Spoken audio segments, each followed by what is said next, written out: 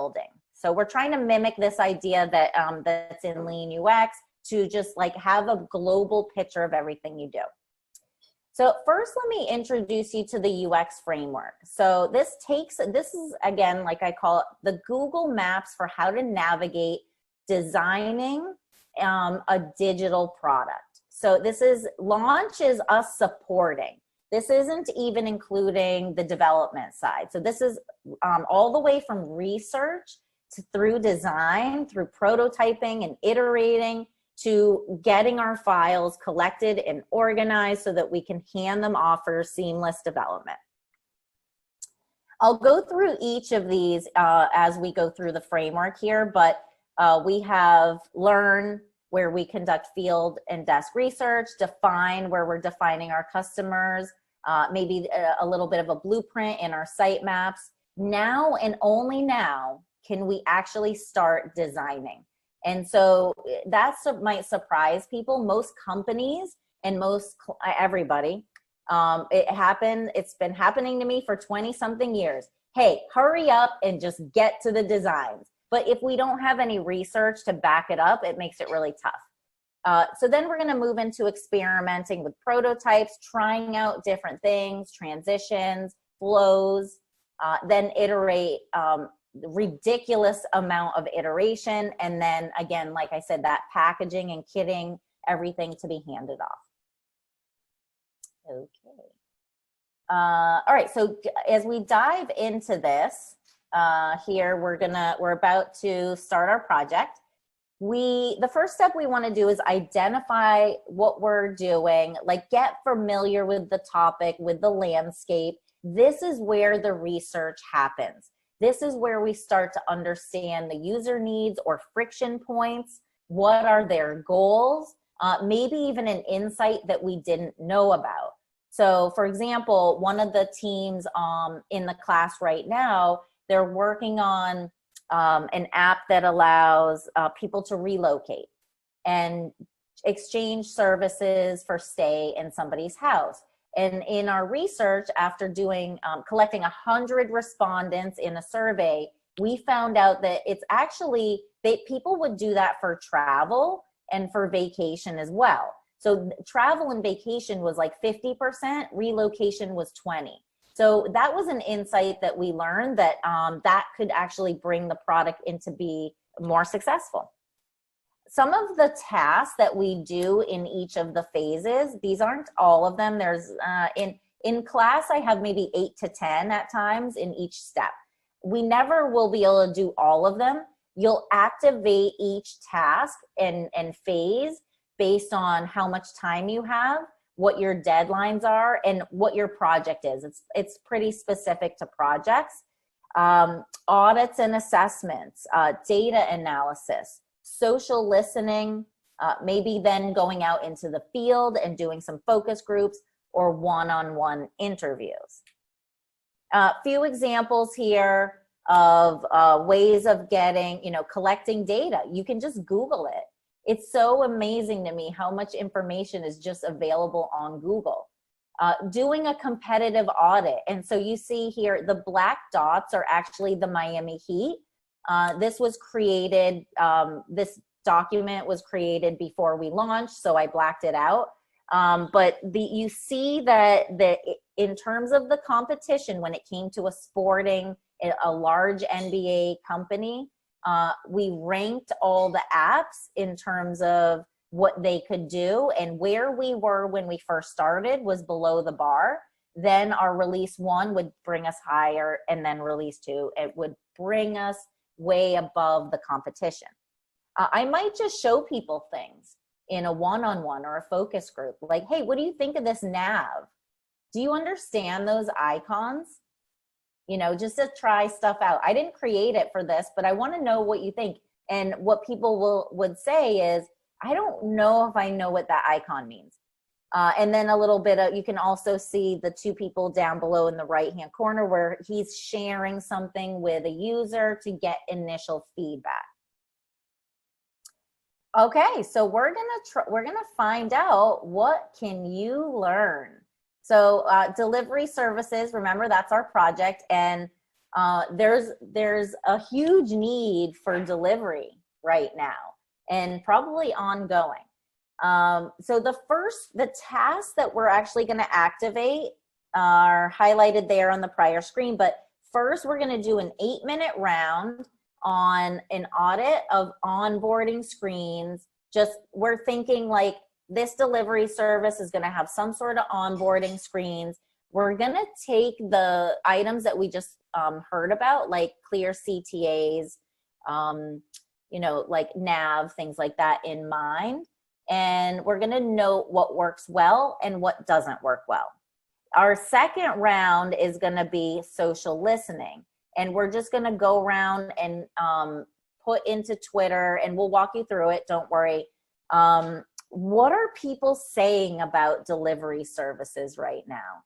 And so that can be, that's a really easy, free way of conducting 2 tasks under desk research.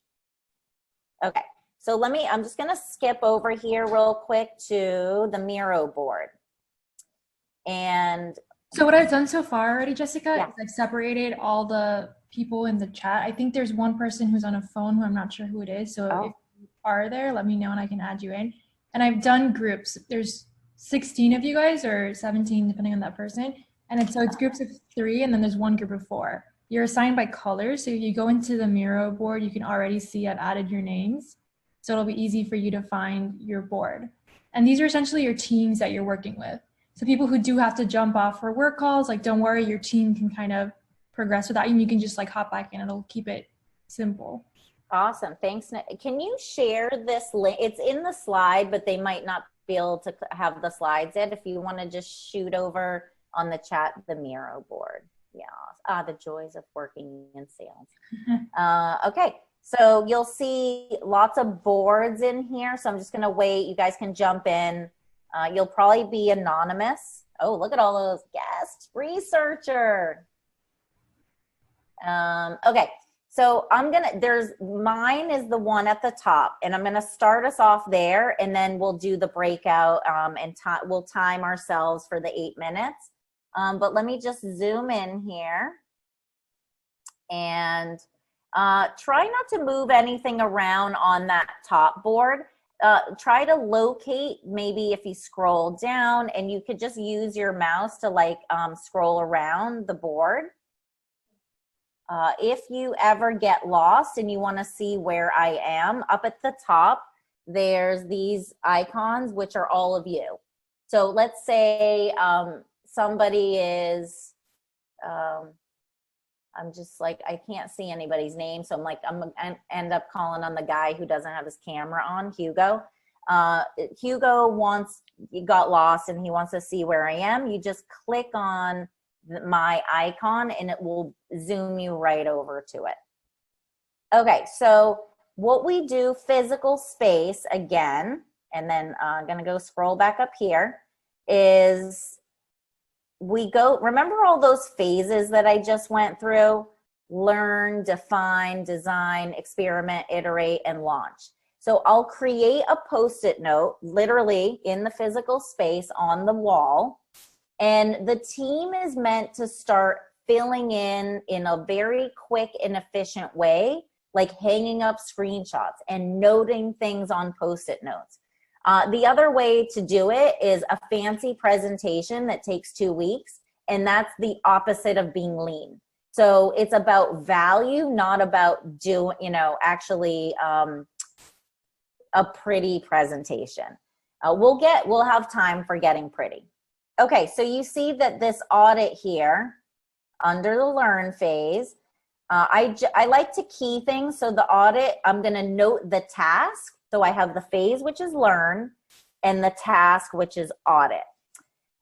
There's a negative Post-it note, like things that could be improved on.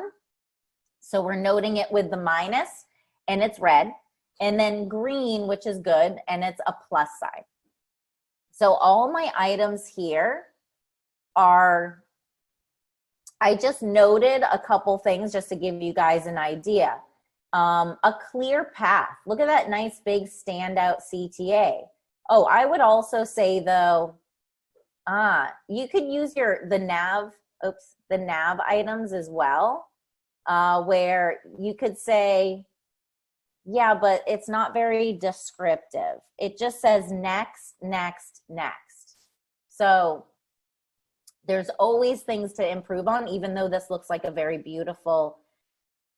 And so I'm going to take this Post-it note, and actually the way I just did that to copy it is I click on it, an Option on Mac, and then drag it down to copy it. Or you could do select Command C, Command V, or you could actually go in here and get your own color Post-it note. So hold on that, and then here's what I'm going to say is CTA could be more descriptive.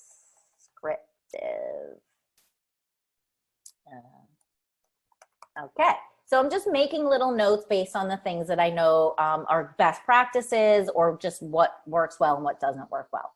So I'm saying here, first of all, it's just not enough reason to sign up. What am I signing up for? Why am I signing up? Like, give me more reason than these illustrations. There, on the positive note though, the clear CTA, I do see what you want me to do. You want me to go next out of everything. Skip offers user control. If you don't have a skip, you're probably not going to be doing, or it's not going to, your users are going to feel trapped. Even if they don't do it and you can't really do anything, if you do skip it, they want that control.